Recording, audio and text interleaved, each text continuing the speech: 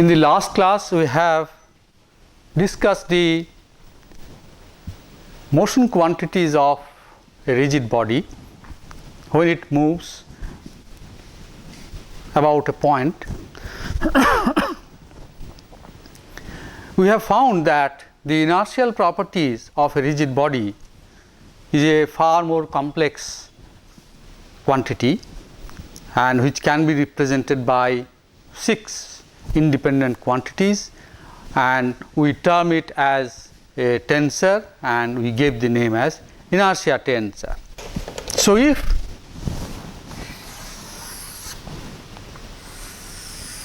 this be the rigid body under consideration, its translational motion can be considered to be a particle motion type of motion, where the whole mass of the rigid body may be considered to be concentrated at the center of mass, and the angular motion about the center of mass or any other fixed point O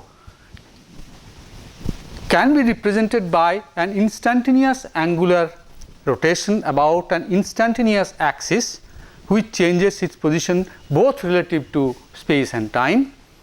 And if the angular velocity at a particular instant be omega vector, then we can resolve it into various components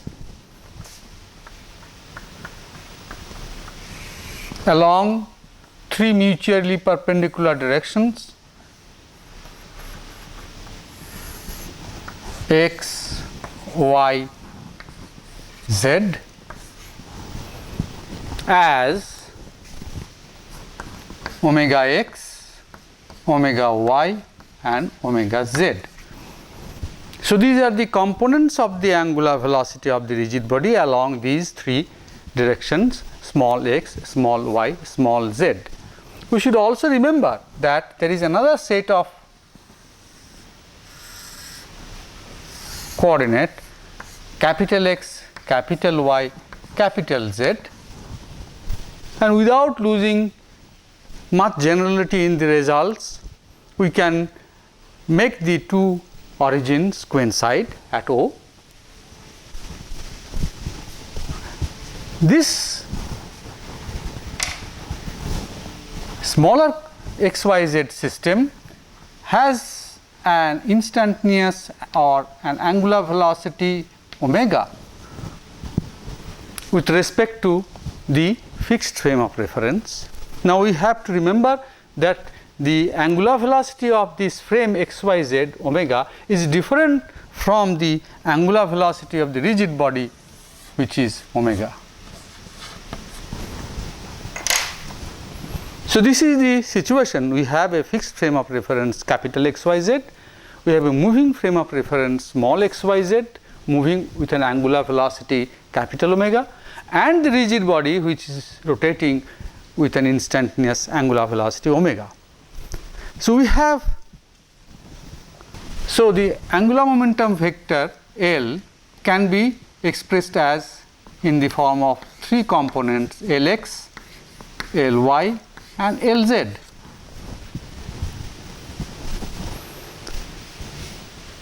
And we have seen that the expression for each Lx, Ly, Lz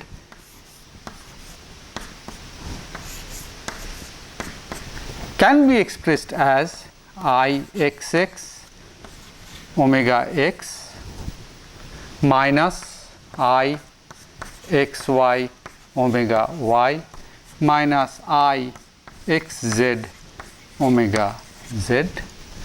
We can express this as minus Iyx omega x plus Iyy omega y minus Iyz omega z, and this component as minus Izx omega x minus Iyz zy omega y plus Izz omega z, where Ixx is the second mass moment of inertia, or simply the moment of inertia of the rigid body about the x axis.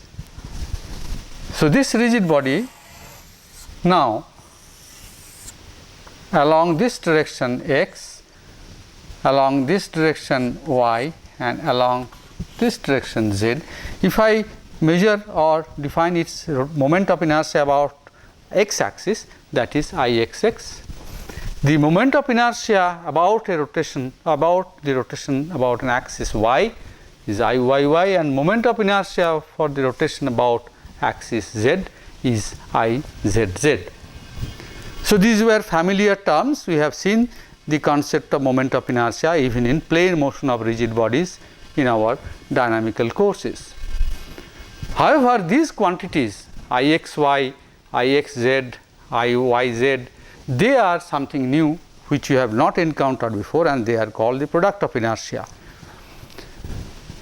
Now, we have also seen that this complex situation can be made much simpler if we select these small x, small y, and small z directions in a way so that the product of inertia vanishes.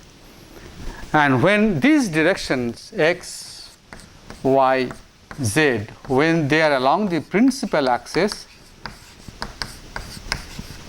of the rigid body, then Ixy is equal to Iyx equal to Iyz equal to Izy equal to Izx equal to Ixz equal to 0. So, all the products of inertia vanish. So, therefore, the components of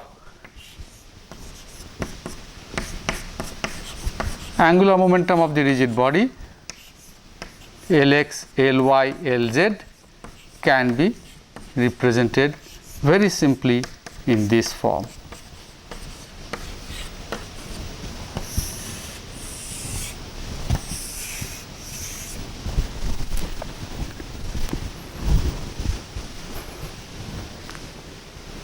So, if this rigid body is having an instantaneous angular velocity of omega, its angular momentum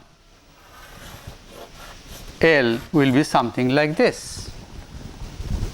In planar motion it does not happen. So, there we have seen the angular velocity vector and the angular momentum vector generally coincide, but in this case they are not coinciding, except for the situation where all the moments of inertia are principal moments of inertia are same, then only Lx, Ly, Lz components will be proportional to omega x, omega y, omega z, which means that both the vectors will be along the same direction, but in general it does not happen so. So, therefore, now onwards we will always try to express our quantities and equations through the use of this principal axis or through the use of this condition when the products of inertia vanish. Now, determination of this principal axis is a very important exercise in dynamics, and there is a general procedure with the help of which, when we know for a particular xyz system all these quantities Ixx, Iyy, Izz and the products of inertia, there is a method of determining the principal axis for which the products of inertia will vanish. Now, in most of the cases in engineering applications you will find we have a somewhat happier situation, because we do not generally deal with bodies of very general shape. In most engineering applications, objects will have certain symmetry, like say for example a roller or a disc,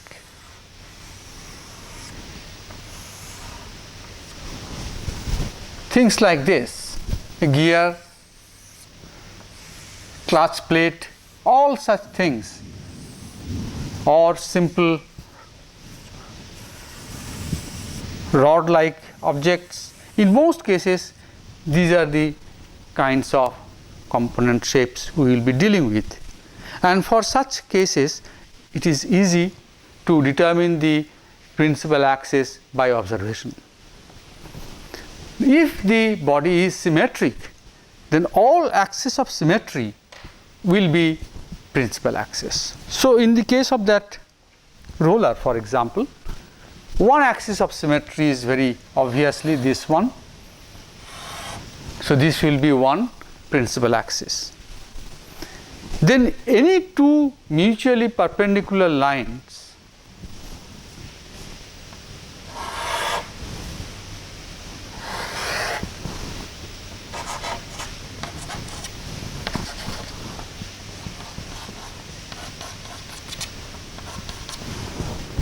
any other two mutually perpendicular lines will be principal axis. Similarly, if the body is not an axisymmetric body like this, but say a rectangular object like this with no circular or rotational symmetry, then principal axis will be obviously this is one axis of symmetry, this is one axis of symmetry, and this is the other axis of symmetry. They all meet at the center of the body. So, here again we can use x, y, z as principal axis. The difference between this and this is that here only y direction is fixed, x and z can be any two mutually perpendicular directions where both x and z are at right angles to y. In this case, that is not so. There the directions of x, y, z are all uniquely determined. Similarly, you will find that in this case again it is an axisymmetric body. So, this will be one principal axis, and then any two mutually perpendicular line because of this circular symmetry can be principal axis. In case of a rod like objects, again this is one axis of symmetry, and this, if it is a line, then any two mutually perpendicular direction or lines can be chosen as principal axis. So, except in rare situations where the bodies do not have degree of symmetry, we can find out the principal axis by observation. In these cases again there are two types of objects. In one case the bodies are axisymmetric where only one principal axis is fixed, the other two can be chosen, and the moment of inertia or they do not change when we vary this x and z along this direction. Same is the case here, but here the body, it has three unique directions which can be taken as principal axis. Now, when we consider a body under external forces and moments, we can find out what will be the subsequent motion of that rigid body. That is what we want to do next. So, we know a very simple case is a particle of mass m when subjected to a force F will produce an acceleration in this direction. That is simple Newton's law, and the relationship between these three quantities is very well known to all of us, is this. Now, instead of a particle, if you take a rigid body, you have already seen in our first module lectures that if the resultant force, that means the resultant of all the external forces acting on the body, can be represented by a force F, then the linear acceleration of this center of mass will be A, which will be again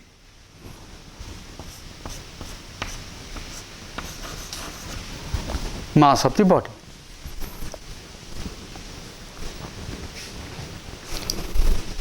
So, till this case is very similar in translational motion, the rigid body behaves like a particle, as if the whole mass has been concentrated at the center of mass, where the resultant of all the external forces are acting, and the acceleration of the center mass will be this. Real difficult task or complicated task will be to find out the angular acceleration of a body when it is subjected to external moment and the body has its own angular velocity at a particular instant. So, that is what now we will do.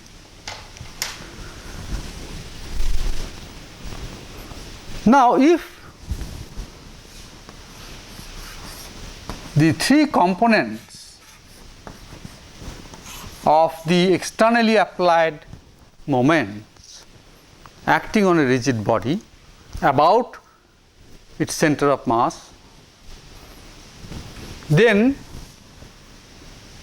this mx, my, mz are the components of this, then we can show that this will be nothing but rate of change of the angular momentum x component. This is nothing but rate of change of angular momentum y component and rate of change of angular momentum z component.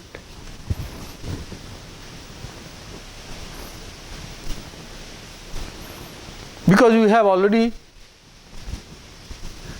we can easily prove that m is equal to L vector dot.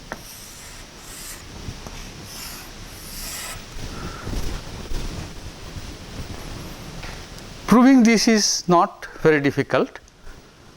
If we treat this rigid body as a system of particles where the distance between any two particles remains constant, as the definition of rigid body says, then we can always derive this relation. So, this is the center of mass. Say the particle, ith particle with a mass dm,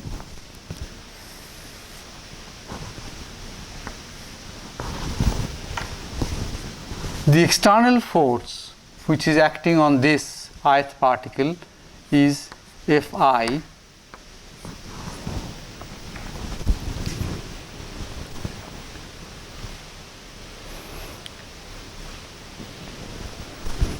and this particle is subjected to, apart from this external force, it is subjected to interactive force with other particles. So, if we take a jth particle,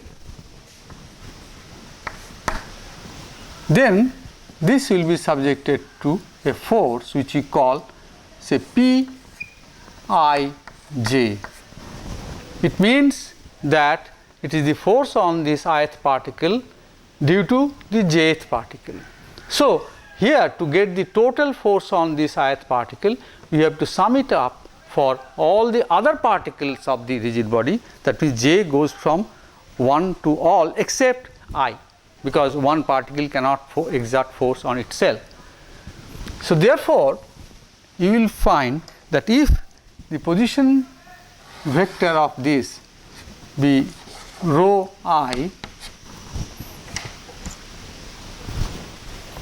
then the moment, or rather the total force first of all, is how much?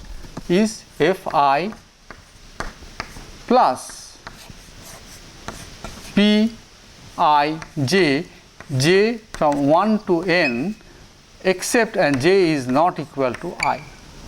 So, that is the total force acting on the particle, and this will produce, this will be nothing but, now if this is a fixed point, we can show that this will be nothing but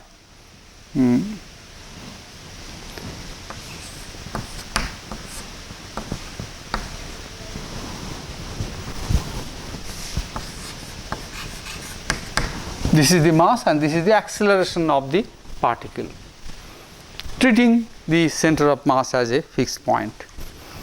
If it is not a fixed point, then also we can show that the same kind of formulation will be valid, that can be shown later. So therefore, if we want to now find out what is the moment of all these forces about point G, it will be what? What is the moment due to this total force acting here? This will be rho I cross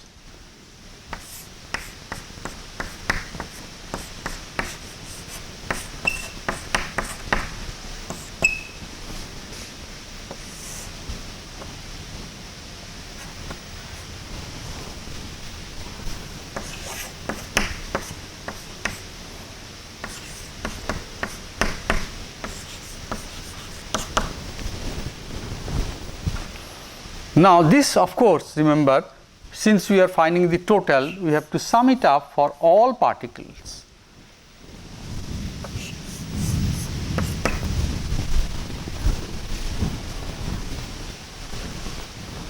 Now here you will find that this is going to be rho I cross Fi sound over I plus. Now when we do this, we find that it is going to be a double sum I and j of rho I cross Pij. Now this is an interesting thing, because Pij is a force this, and because of Newton's third law, the equal and opposite force Pji will be just equal and opposite. So when you vary this the index for all the particles, you will find for each Pij there will be one negative Pji which will oppose the effect of this. So therefore the resultant of this will be equal to 0, and this is equal to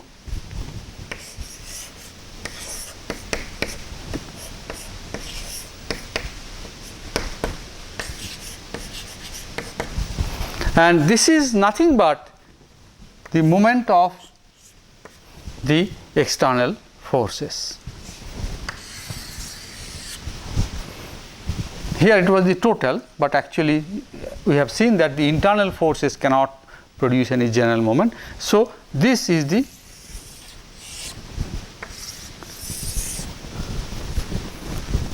equivalent of Newton's law for a rigid body in rotary motion. Now this quantity can be shown as the L dot. So to do that, I think you have to only express rho into its components x, y, z.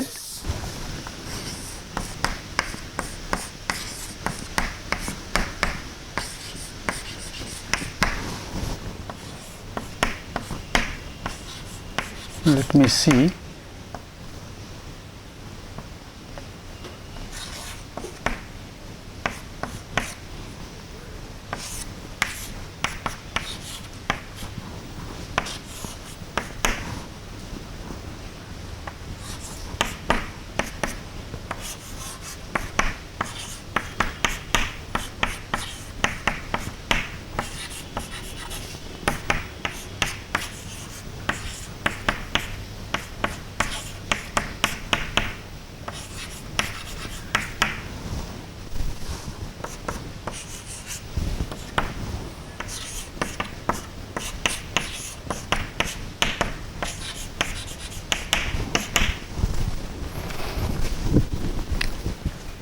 So to show this, what we start with is that rho I dot is the velocity of the particle.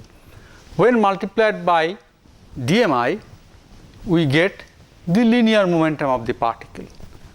So rho I cross the linear momentum is by definition the angular momentum. Now if we sum it up for all the particles, we get the angular momentum vector for the rigid body. So, this is the expression for angular momentum of the rigid body about point G, from where rho I is being measured.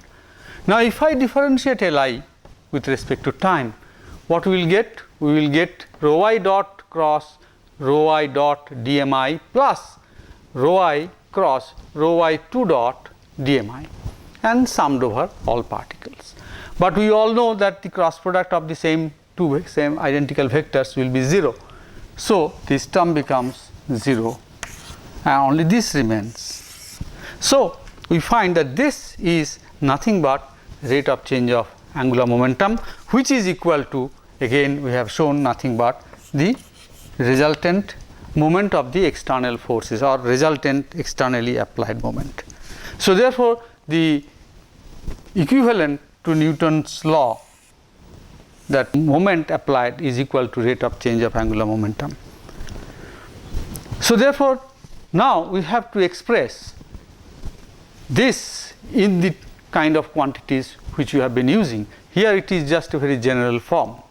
So, what we will do here, we represent the angular momentum in terms of the angular velocity components and the inertial property of the rigid body. So, therefore, Lx, Ly, Lz we have already seen. Lx is equal to I xx omega x minus, sorry, this one, Ly is equal to I y y omega y, Lz equal to I z z omega z. Now, all the time you have to keep in mind is that small xyz system is rigidly attached to the rigid body under consideration. So, therefore, so far as the small xyz axis that observer is concerned, it is no change in Ixx, Iyy, Izz can be seen, or in other words, Ixx, Iyy, Izz do not change with time as seen from small xyz system. So, L is equal to I omega vector. Now, we have seen that rate of change of angular momentum, we have to all the time remember that this rate of change is with respect to the absolute frame or capital XY. So, here it will be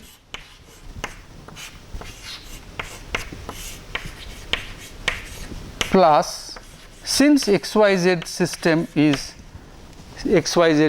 rigidly attached, that frame's angular velocity is also omega, and this is the. Now, here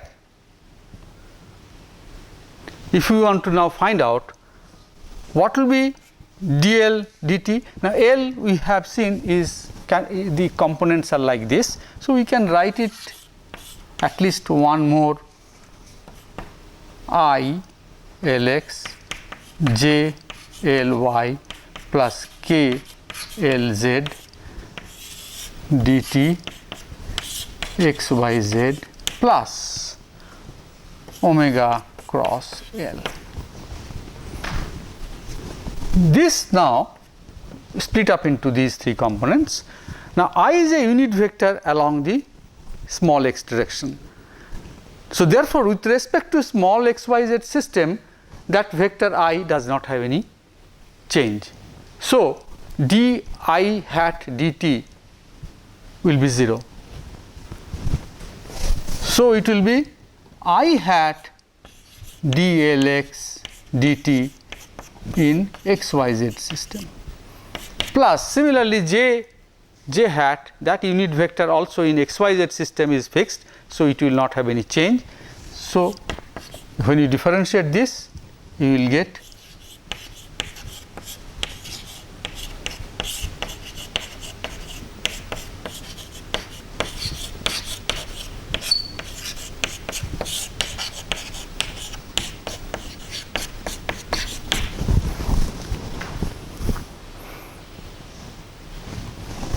now dlx dt, Lx magnitude, now we are talking about the magnitude of Lx, which is given by this.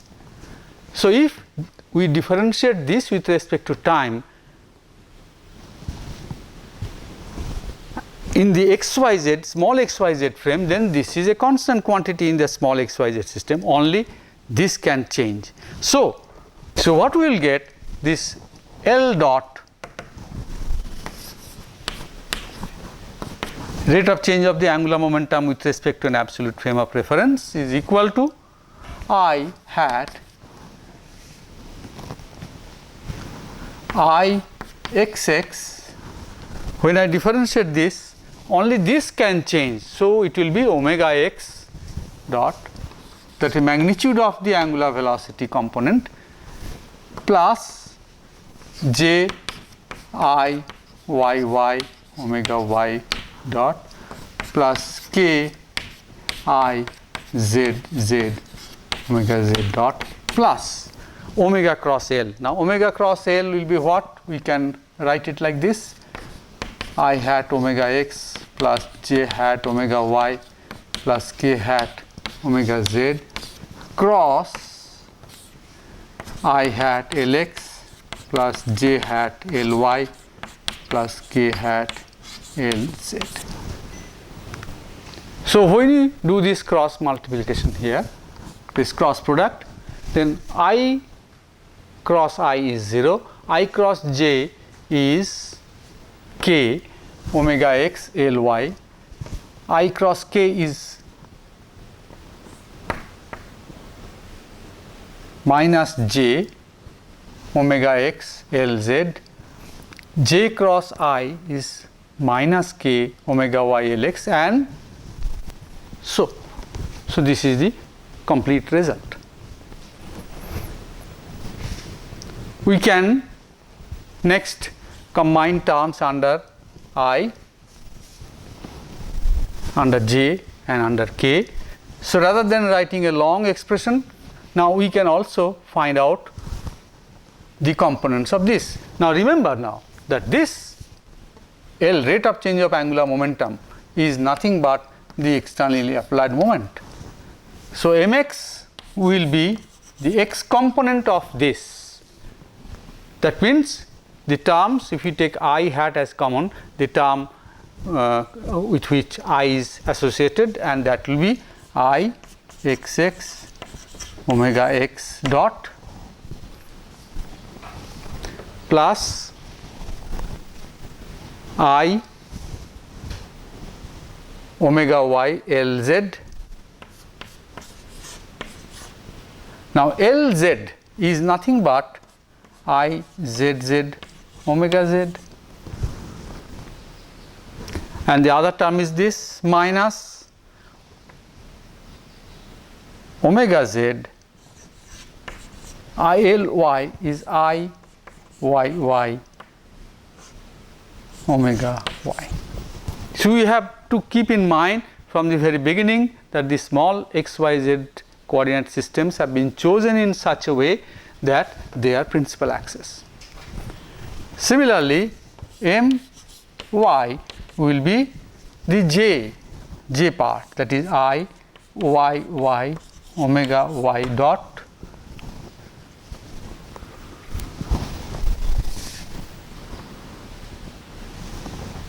then this term was I cross k is minus j,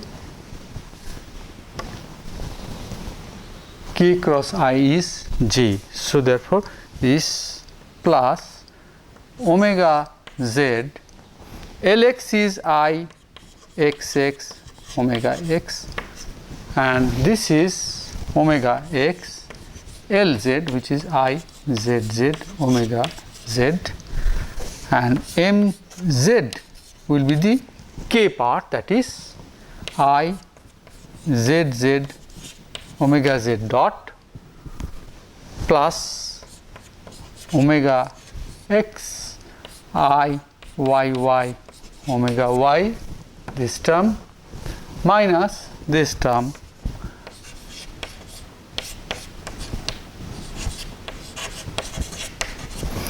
So, in a form when we can remember this, generally it is written like this: I xx omega x dot. Here we can put this I minus I y y omega z plus I z z omega z omega y. My is I y y omega y dot minus I z z omega z omega x plus I x x omega x omega z.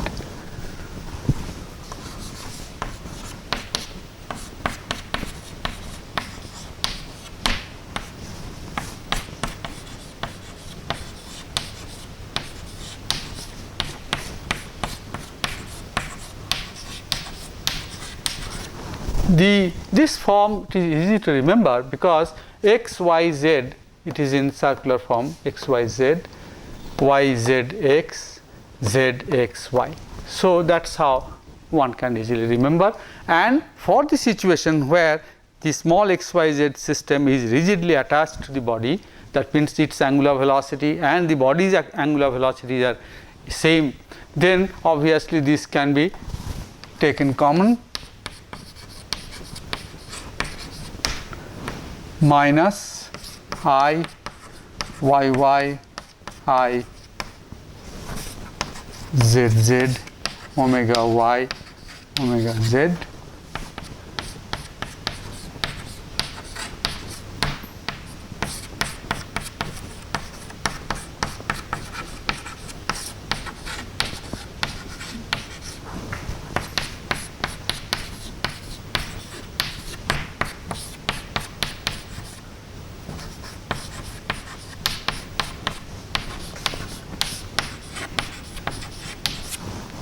So, this is the set of equations where the components of the externally applied resultant moment on the body and its kinematic quantities and the inertial properties are related. This set of equations are sometimes called Euler's equations, as it was first derived by Euler. And this is the form of equation, though it is not perfectly general.